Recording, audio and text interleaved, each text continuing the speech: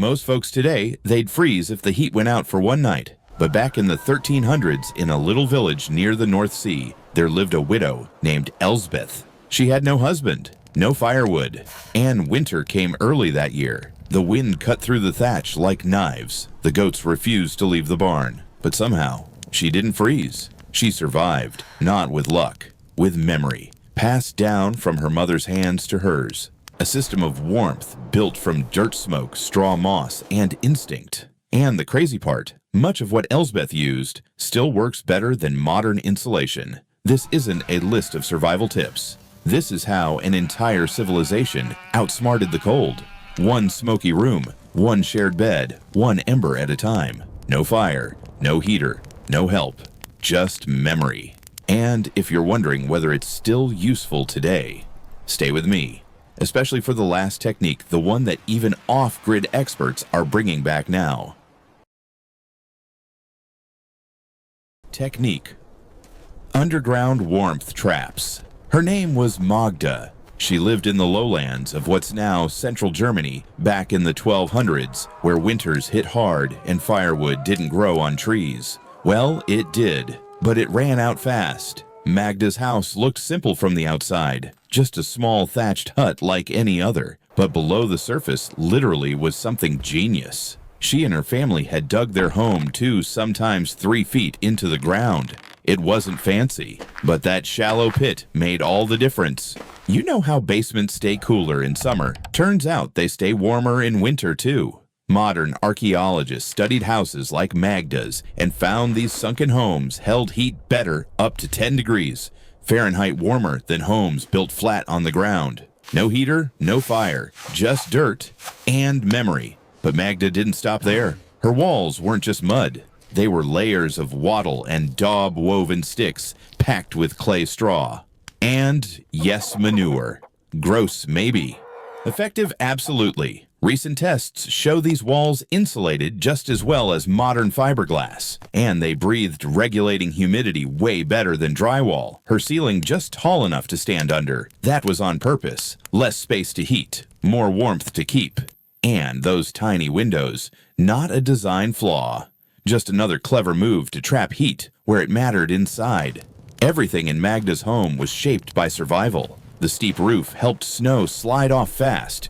The smoke from her central hearth, it wasn't vented out like ours. It lingered, warming the air, sealing the thatch from bugs, even adding a layer of insulation under the roof. Magda didn't have a thermostat, but her home was a system designed by memory, not manuals. And even now, centuries later, those design choices are still beating some of the smartest insulation in the modern world. Technique 2. Smoke-sealed hearths. Jehan lived in a one-room cottage high in the French Alps around 1320. He had no fireplace like we do, just a hearth, a fire pit, dug right into the center of the floor. But don't let that fool you. That hearth, it was the beating heart of his home. It cooked his meals, it warmed his bones, it dried his clothes and smoked his meat. It even brought the neighbors over because warmth meant community. The flames burned low, steady. But it wasn't just the fire that kept him alive. It was the smoke. Yeah, the smoke. See, medieval homes like Jehan's didn't have chimneys. Smoke drifted up and stayed inside on purpose. It formed a warm, invisible layer near the ceiling which helped hold the heat in and pushed back the cold that tried to sneak through the roof. Today, we'd call that terrible air quality. But for them, it was a survival system. Archaeological digs show that hearths like Jehan's kept his cottage between 50-60 degrees even when it was snowing outside. Not tropical, sure, but when the world outside was frozen, that was enough to live, enough to work, enough to sing. And the smoke didn't just warm the air, it protected the thatch from rot and insects. Some preserved roofs lasted twice as long because of it. Jehan didn't read schematics. He followed what the elders taught: burn steady. Trap the smoke, keep the heat low and close. It wasn't a hack, it was memory passed from one fire watcher to the next. No electricity, no ductwork, just fire and memory. Technique 3. Sun-timed labor and frost watch shifts. Meet Eamon. He wasn't a knight or a scholar, just a father of 4 living in a village in northern England in 1267. But when winter came, he became part of something bigger, a living clock made of people. See, medieval folks didn't wake up whenever they felt like it. They followed the sun, literally. Between 10 a.m. and 2 p.m., high sun was prime time. That's when the heat peaked and the whole village moved like clockwork. Work harvest repairs, all timed to the sun's warmth. Miss your window. You didn't just fall behind. In some villages, you got fined. Court records from Eamon's town show real penalties, extra firewood, extra labor, or worse if you skipped your shift.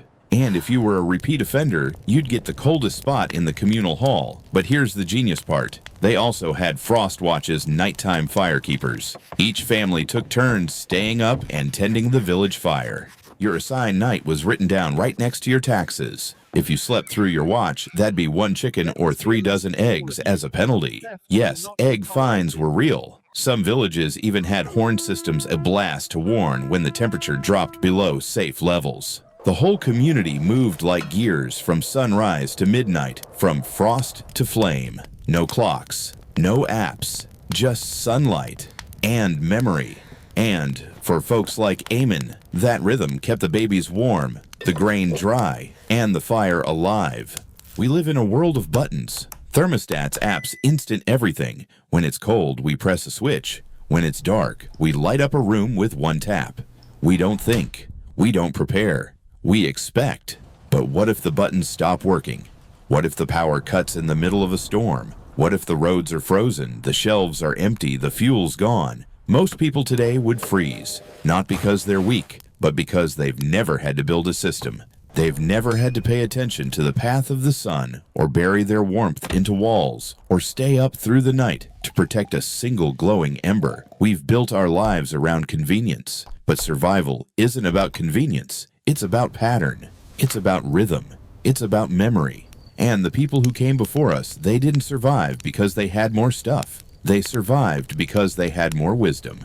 They didn't survive winter with hacks. They survived it with systems, crafted by hands that worked the soil and minds that watched the sun, the smoke, the frost, not once or twice, but for generations. Magda dug her walls into the earth, not to hide from the cold, but to use it, bend it, trap warmth in the ground itself.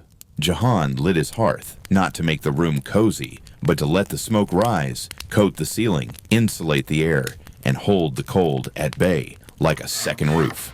Eamon followed the light not for romance, but for rhythm, waking, working, resting, each moment choreographed to sunlight and frost. They didn't have electricity, no heaters, no thermostats, no backup generator when the wind howled at the door. But they had something stronger, memory. Not the kind you read, the kind you inherit, the kind you pass on quietly in the way you light a fire, or dig a wall, or wake before dawn to check the coals. No fire, no heater, no help, just memory. And maybe that's what we need to remember now, not how to survive with more things, but how to survive with less by using what we already have. So if something in these stories stuck with you, don't let it fade. Practice one skill. Teach it to someone. Because one day when the lights go out, you'll be reaching not for a switch, but for memory.